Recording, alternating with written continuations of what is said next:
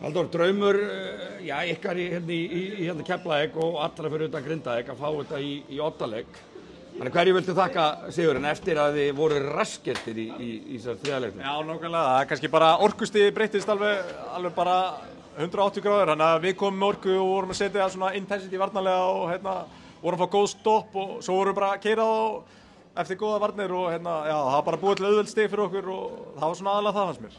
Og náttúrulega settu tónin kannski bara strax í byrjun, menn 12-0 bara strax og já, nákvæmlega, það var bara komið 12-0 og já, mér fannst það bara þannig. Það er bara það lið sem byrjar að væla á undan, þú veist, í dómurunum og eitthvað svona. Mér finnst það alltaf, þessa fjóru leiki, það er bara alltaf búið að tapa og síðast í smárunum, þá fórum við að væla og þá náttúrulega bara voru við flengtir og svo núna, þú veist, fannst mér þeir aðeins fara að væla og þá gengum við á lagið. Ég held að þetta sé kallað að hitta naglan beint á höfuðið, held ég.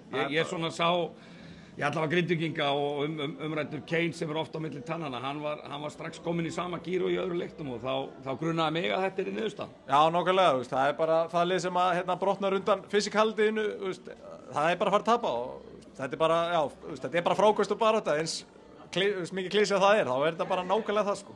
En hvað, þú varst nú aðeins á milli tannana, lést henda þér út úr húsinu, hvað viltu segja um það? Já, ég veit ekki hvað, fæstór bera minnst ábyrgð, þannig að það er kannski bara best að vera ekkert að tjá sig um þetta, en já, ef það má ekki sína smá tilfinningar, þá er það bara þannig.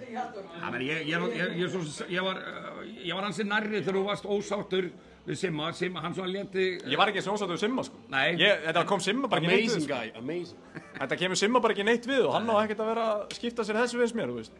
Mér finnst bara, boltinn fer náttúrulega bara aftur í miðju og mér finnst bara ekki slá hann, ég tek hann, þá dæmir Davíð Hreiðars aftur í miðju og ég bara dundrar hann í gólfið alveg svo, þú veist, Óli Óla kemur og kýlur hann í gólfið hérna seinni í leiknum og þetta tækna illa.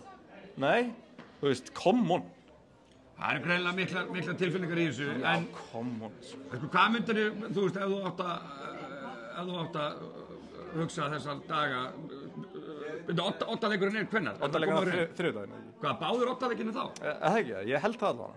Ekki á sama tíma. Ég var ekki komin alveg svona langt, sko. En En við hverjum eiga aðdáendur og áhorfendur og Íslendinga bara... Já, bara vonandi jöfnuleik og við endur sem sigurar. Það er einhvern veginn það sem maður vonar eftir. Já, þú vilt frekar vinna eftir jafnanleik? Ég held það, það verður skemmtilegra.